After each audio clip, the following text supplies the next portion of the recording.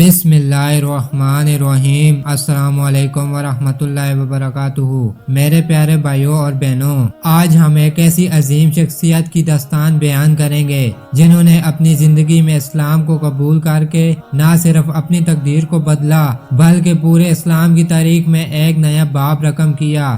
حضرت عمر فاروق رضی اللہ تعالی عنہ کا قبول اسلام ایک عظیم واقعہ ہے جس نے اسلامی تاریخ میں ایک نیا موڑ لایا۔ آئیں اس ایمان افروز واقعے کو تفصیل سے سنتے ہیں۔ حضرت عمر بن خطاب رضی اللہ تعالی عنہ قریش کے ایک معزز خاندان سے تعلق رکھتے تھے۔ آپ قبیلہ بنو عدی سے تھے اور اپنے قبیلے میں نہایت بہادر، دلیر اور سخت مزاج سمجھے جاتے تھے۔ حضرت عمر کو اپنی قوم میں ایک اہم مقام حاصل تھا اور وہ اپنے فیصلے، طاقت اور حکمت عملی کی وجہ سے جانے جاتے تھے۔ عرب میں جاہلیت کا دور تھا اور حضرت عمر بھی اس وقت ان لوگوں میں شامل تھے جو اسلام کی مخالفت میں پیش تھے۔ آپ صلی اللہ علیہ وسلم کے اعلان نبوت کے بعد حضرت عمر اسلام کے سخت ترین دشمنوں میں شامل تھے۔ حضرت محمد صلی اللہ علیہ وسلم اور مسلمانوں کو نقصان پہنچانے کے لیے حضرت عمر نے کئی سازشیں کی کیونکہ وہ اسلام کو اپنے آباء و اجداد کے دین کے لیے ایک بڑا خطرہ سمجھتے تھے۔ حضرت عمر فاروق رضی اللہ تعالیٰ عنہ نبی کریم صلی اللہ علیہ وسلم کی دعوت سے اتنے متفق تھے کہ وہ ہر وقت اسلام کے خاتمے کے بارے میں سوچتے رہتے تھے۔ حضرت عمر مسلمانوں کو اذیت دینے والوں میں شامل تھے اور اسلام کی تعلیمات کو ناقابل قبول سمجھتے تھے۔ یہ واقعہ اس وقت کا ہے جب حضرت محمد صلی اللہ علیہ وسلم اور ان کے صحابہ مکہ میں شدید مشکلات کا سامنا کر رہے تھے۔ اسلام کے ماننے والے صرف چند لوگ تھے اور حضرت عمر کی طرح کئی قریش سرداروں نے اسلام کی دعوت کو رد کر دیا تھا۔ حضرت عمر کا خیال تھا کہ اسلام ایک نیا فتنہ ہے جسے روکنا ضروری ہے۔ ایک دن حضرت عمر نے غصے میں فیصلہ کیا کہ وہ اس نئے دین کا خاتمہ کر کے رہیں گے۔ ان کے ذہن میں یہ بات بیٹھ گئی کہ جب تک نبی اکرم صلی اللہ علیہ وسلم کو قتل نہ کر دیا جائے اس فتنے کا خاتمہ ممکن نہیں۔ حضرت عمر کا ارادہ بہت پختہ تھا اور وہ تلوار لے کر سیدھا نبی کریم صلی اللہ علیہ وسلم کے قتل کے لیے روانہ ہو گئے، لیکن اللہ تعالیٰ کی قدرت کا نظام کچھ اور ہی تھا۔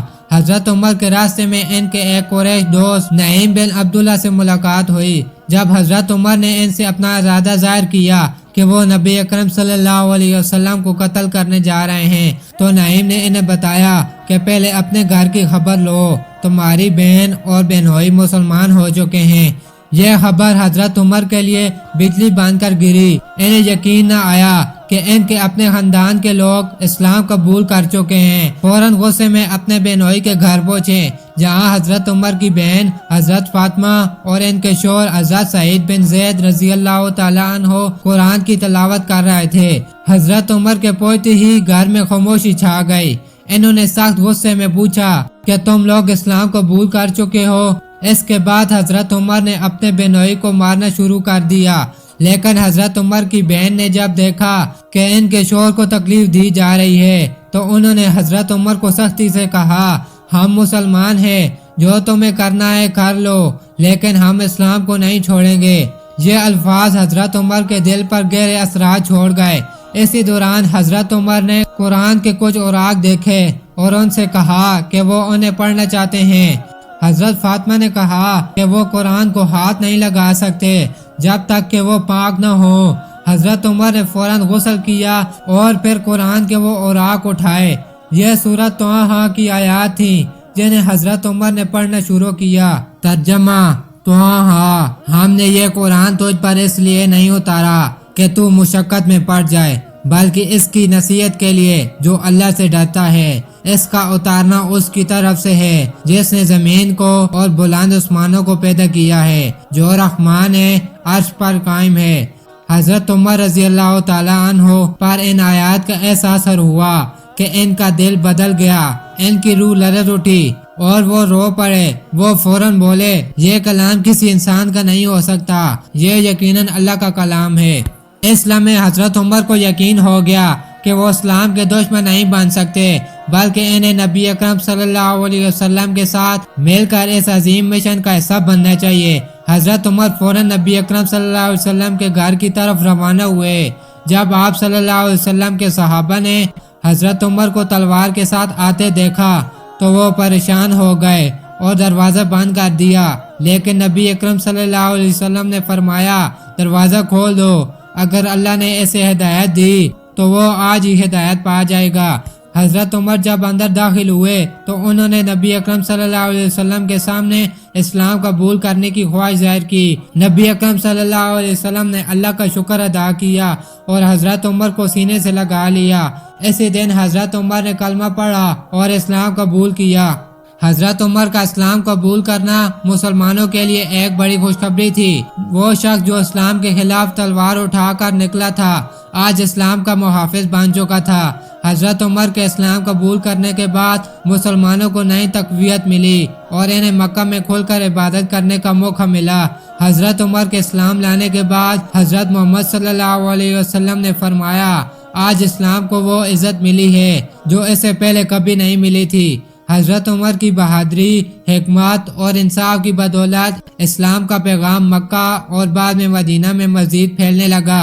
حضرت عمر فاروق رضی اللہ تعالی عنہ کا قبول اسلام ایک تاریخی واقعہ ہے جو ہمیں سکھاتا ہے کہ اللہ تعالی جس کو چاہے ہدایت دیتا ہے اور کوئی بھی اللہ کی مرضی کے بغیر سیدھے راستے پر نہیں آ سکتا۔